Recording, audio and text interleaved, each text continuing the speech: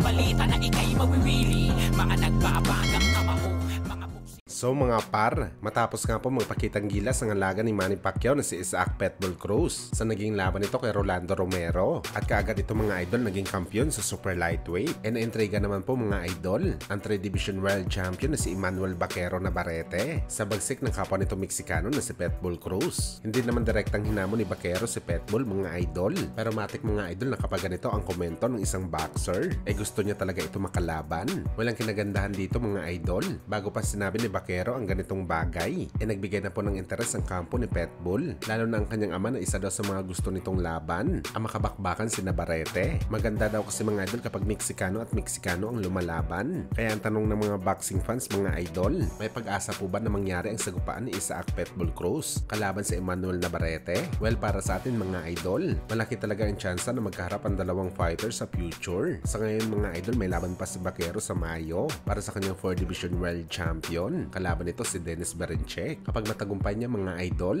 na masungkit ang bakanting WBO title sa lightweight, pwede na po maglaban si Pitbull at Navarrete. Sa mga hindi po nakakaalam mga idol, isa pong regular lightweight fighter si Isaac Pitbull Cruz. Tinanggap lang talaga nito mga idol ang laban kay Rolando Romero sa 140, dahil isa itong title fight at mahirap tanggihan. Pero lightweight pa rin talaga si Pitbull. Isa magandang laban to mga idol sakaling mangyari. Mas maganda pa mga idol ang bakbakan na to sa sagupaan ni Valdez at Navarrete. Parehong dominante kasi mga idol ang dalawang fighter, kaya magandang sagupaan na makikita natin kay Pitbull at Baquero. Pag nagkataon mga idol, naswertehin na manalo si Pitbull sa laban na to, kaagad maging 2 Division Champion na siya mga idol. Siguradong proud na naman ito si Manny Pacquiao mga idol sa posible ma-achieve ni Pitbull sa bakbakan under sa kanyang promotion company.